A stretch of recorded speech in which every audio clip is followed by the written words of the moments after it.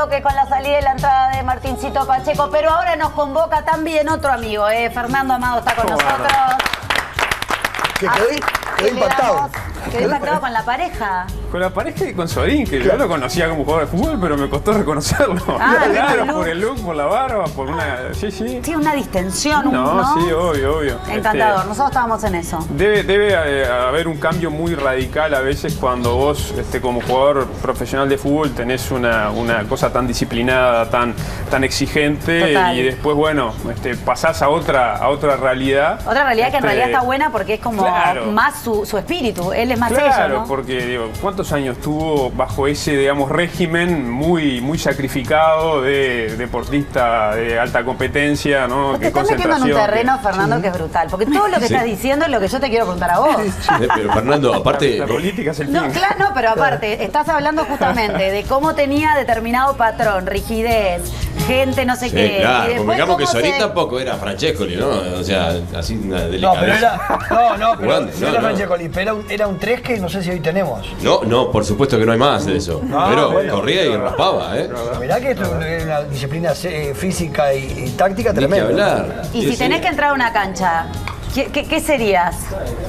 ¿Delantero, goleador, defensa? Puntero izquierdo, capaz.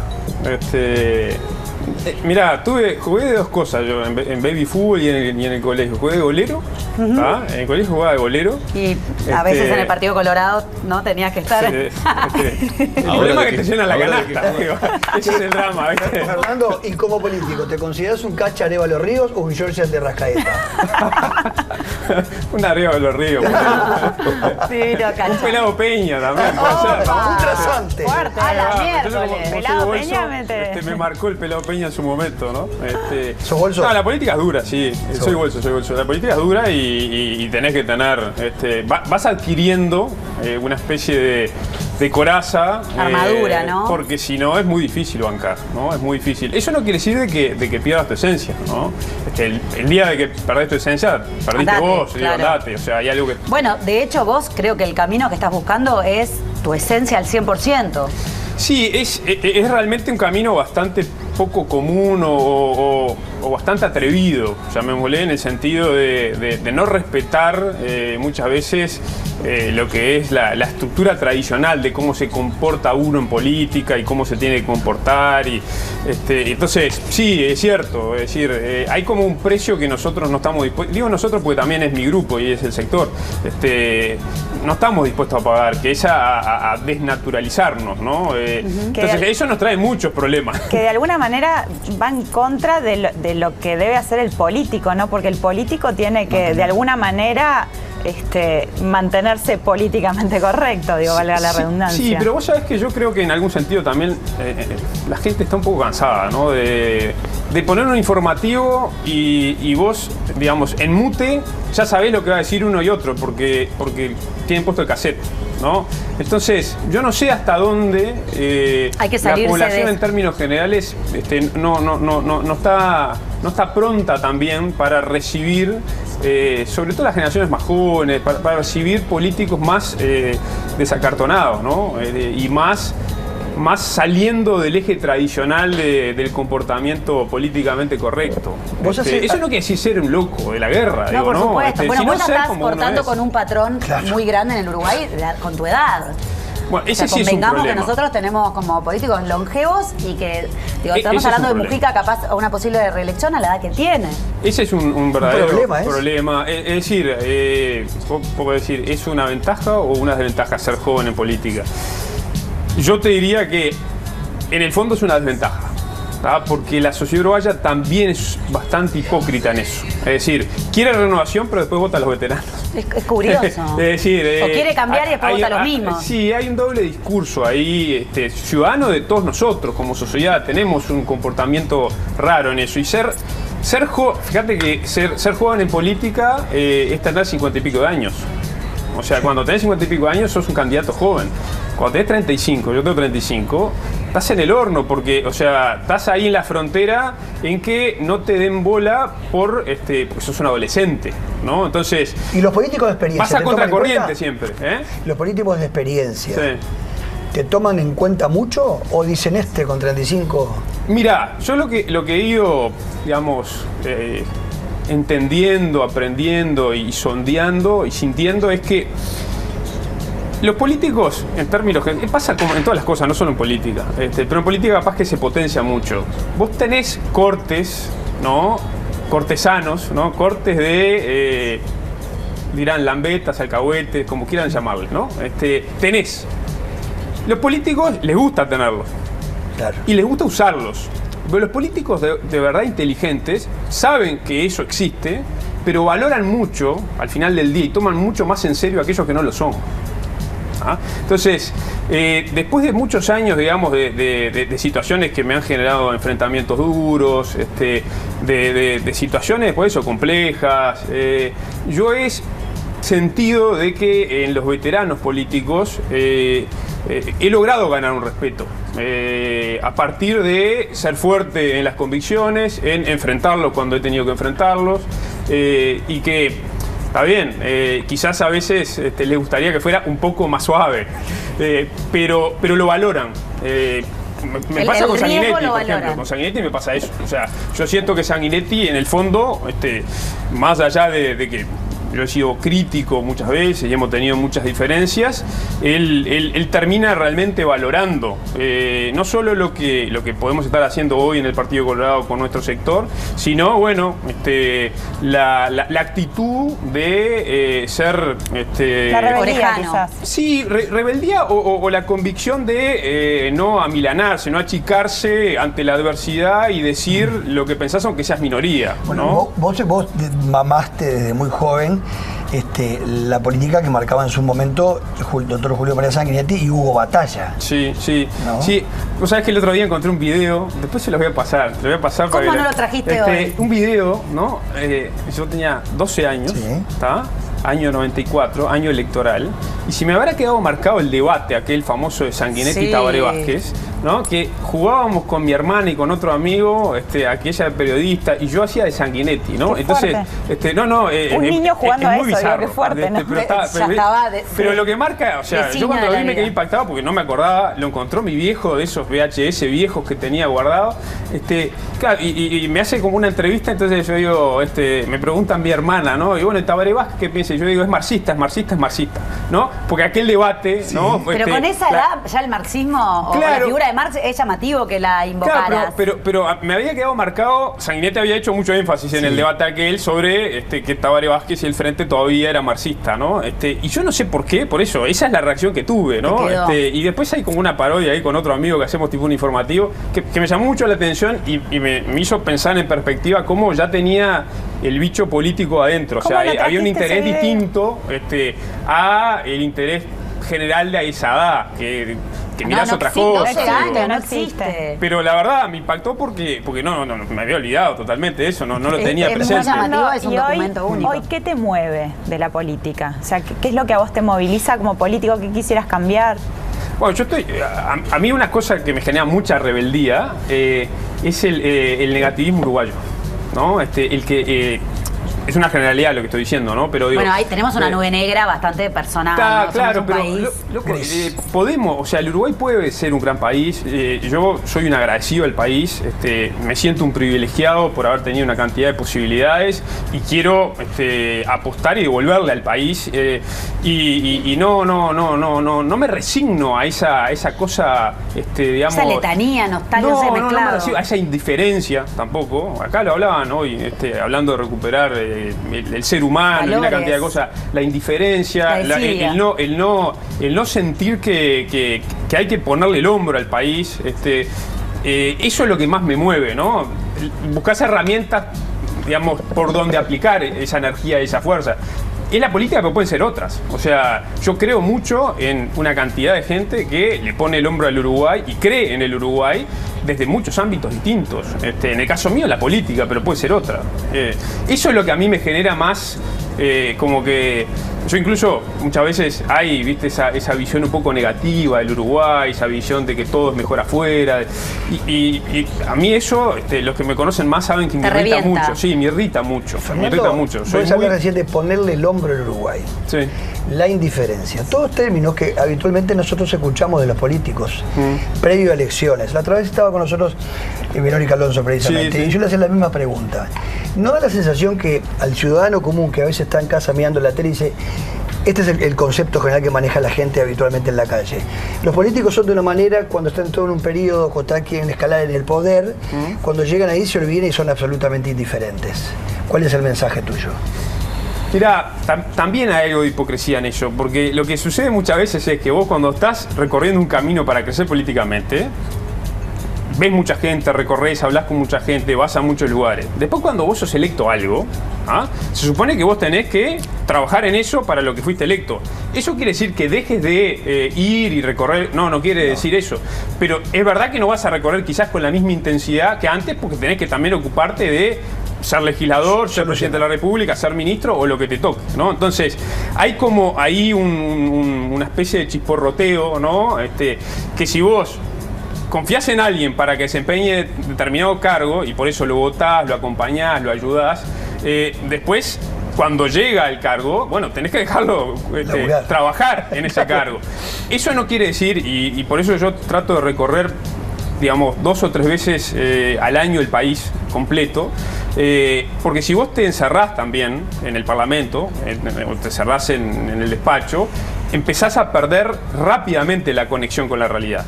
Y con la mejor buena voluntad, de repente metes muchas horas de trabajo, trabajás en la comisión, en el plenario, una cantidad de cosas, pero no tenés la foto real de lo que está pasando. Perdés rápidamente eso. Entonces, tenés que buscar el equilibrio entre cumplir bien la función para la cual fuiste electo y no perder nunca el contacto, porque si perdés el contacto con la realidad después, terminás quizás legislando por una realidad que no existe. Fernando, se entiende. Escribiste varios libros. Sí. A mí personalmente el que más me impactó fue el tema de los poderosos, los más ricos de Uruguay. ¿Qué conclusión puedes sacar después de haber entrevistado a esa cantidad de gente con tanto poder adquisitivo? ¿Hay algún factor en común que tengan? Sí, hay factores en común. Uno de ellos es que el que crea que son vagos, ¿no? Y que la plata le llovió es falso. O sea, no es cierto, no es cierto. Son en términos generales realmente gente que incluso hasta tiene problemas de adicción al trabajo, ¿no? Uno de los grandes problemas es, o de las grandes externalidades o consecuencias negativas del dinero que tienen, es la obsesión por hacer más dinero, ¿no? Y por ende trabajar mucho, y es uno de los problemas. Sí, porque se abandona el plano, obviamente, vincular, o sea, no se puede hacerlo todo. Y de alguna manera, muchos de ellos, lo que señalaban, yo los veía, los entrevistaba, sobre todo los más veteranos, evidentemente habían dejado por el camino... Se perdieron varias cosas. A los hijos, habían perdido de prestar atención y darle cariño a los hijos en los momentos de la escuela, del liceo, de la fiesta fin de año, todas esas cosas, ¿no? Y en algún sentido, cuando se dan cuenta en perspectiva, lo sienten, ¿no? Que estuvieron demasiado concentrados en eso. Después, o sea, del nuevo rico, ¿no? Hay yo creo que una característica muy interesante es que, digamos, hay un espíritu emprendedor, ¿no? Los nuevos ricos no son, en términos generales, de rubros tradicionales. No hay gente de campo, gente de los rubros tradicionales uruguayos, y no son más bien de rubros que rompen con el molde tradicional, y allí hay una gran dosis de ingenio, ¿no? Inteligencia también, sí, unido al inteligencia, ingenio, y otra cosa que es así, es la perseverancia, ¿no? O sea, hay gente que ante el no se puede, sí, se puede, voy a poder. Creo que es una actitud de vida que a ellos les sirvió para hacer plata, pero en términos generales, cualquiera que lo desarrolle en la actividad que quiera desempeñar es absolutamente imprescindible, ¿no? Porque siempre, digamos, cristalizar un sueño cuesta, sacrificio, trabajo, puede parecer imposible al principio del camino, pero depende de tener esa convicción de querer y de anteponerte a las dificultades, a los obstáculos, lograrlo. Lo que pasa es que hay generaciones en este país, no sé, capaz hablas de dinastías de familias que También, ya vienen sí hay, desarrollando, sí. pero realmente en este país, si no heredás, si no tenés ayudas externas, no sé si se puede llegar con tanta facilidad a un puerto de una comodidad económica así exultante. Es muy difícil lograrlo. Es muy difícil, sí, no es fácil. El Uruguay, ese es uno de los grandes desafíos que tiene el Uruguay y es una de las cosas que a mí también me mueven. O sea, el Uruguay ha ido perdiendo esa característica que era tan linda del Uruguay, que en términos mayoritarios había igualdad de oportunidades. Claro. ¿No? Es decir, vos tenías un estado de bienestar del primer vallismo que lograba a través de sus instituciones amortiguar las desigualdades y la educación pública terminaba siendo un gran igualador de oportunidades en donde confluían desde el hijo de el de clase acomodada, clase media, el obrero y el humilde, todos. Y allí, digamos, arrancaba la carrera que, por supuesto, igualdad total no iba a haber, pero iba a haber igualdad en la posibilidad de acceder a conocimientos, Totalmente. a valores, a formación. Y antes, disculpame, te hago un paréntesis No, dale, tranqui. porque me acuerdo cuando yo era chica, antes, poder mandar a tu hijo al colegio, lavar la túnica, que la túnica blanca con la moña Sí. quedara impecable, era algo que dignificaba un montón a las personas. Y hoy en día parece que tenés que contarlos. Me sobran los dedos para De ver- contar de los ver a casos, niños con esa- de ver a niños limpios. Sí, pero yendo al pasa colegio. por lo que conversaba en el bloque anterior con los invitados, que para mí es necesario recuperar, digamos, una cantidad de valores que hacen al ser humano, ¿no? Y sobre todo también a la comunidad. O sea, acá hay un tema de fractura social muy evidente, en donde estamos viviendo, lamentablemente viendo cómo en la misma sociedad hay gente que no se siente parte de la misma sociedad. No nos sentimos hermanos con otros. No, al revés, No, no, tratamos de diferenciar. al revés. clarísimo. Hoy hablábamos son que la enemigos. Yera decía que había, Bueno, lo de la Yera había, es había real. un vocabulario que no se estaba entendiendo. Es real, o sea, no es digno, ¿no? Una sociedad que permita y se permita que haya niños que por el lugar en el que nace ya están condenados. Exactamente. No es posible, o sea, no hay ningún tipo de posibilidad de aceptar eso con pasividad, ¿no? Sobre todo porque está pasando. Pocos habitantes que somos también en el país. Claro, también. y entonces, por eso también yo, por ejemplo, me molesto mucho cuando se cae en el discurso fácil de pegarle al Ministerio de Desarrollo Social o de no entender que, o de no trabajan porque no quieren. A ver, hay una cantidad, lamentablemente, hay una cantidad de niños, adolescentes, que lamentablemente por el lugar en el que nacieron, no lograron mamar una cantidad de valores que quizás otros sí, porque tenían la contención social, la familiar, el amor de la familia, que no lo tuvieron. Sí, es la base y que entonces mínima. realmente, o sea, terminan siendo víctimas de una situación de la que ellos no son autores. Entonces, hoy mismo debe estar naciendo y debe estar, sin duda, naciendo niños que ya están condenados si no cambiamos cosas, ¿no? Entonces, esa rebeldía tiene que existir no solo en los políticos, porque ahí está el tema también.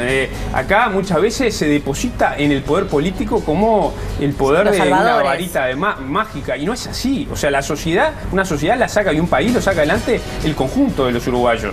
Digo, no hay atajo. Como diputado, ¿te has sentido feliz en poder hablar con tu voz y voto? ¿Te has sentido apoyado de alguna manera? ¿O es difícil también el camino del Parlamento? El Parlamento tiene una cosa ingrata, sobre todo si sos un parlamentario de la oposición, con mayorías parlamentarias, porque es difícil concretar, cristalizar cosas que vos después veas en la realidad que le cambiaste la vida a una persona. Yo tengo 2 o 3 cosas que me hicieron sentir muy bien.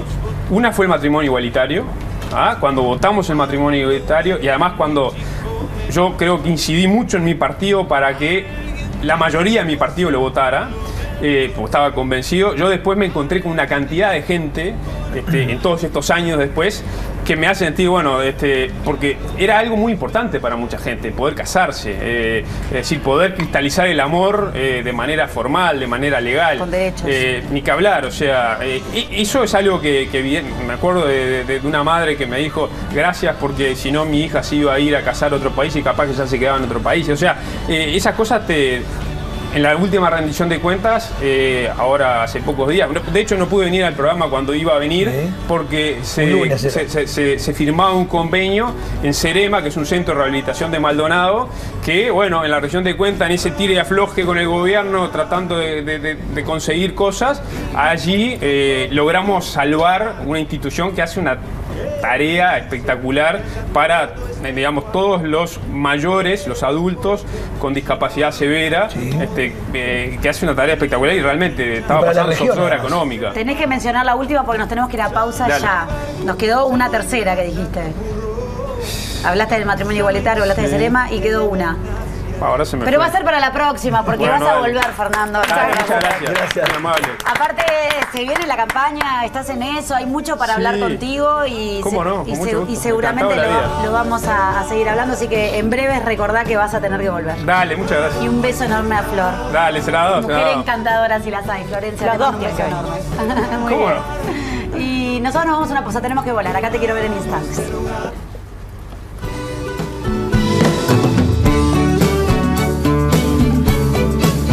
Ya seguimos con Acá te quiero ver en BTV. Ya venimos.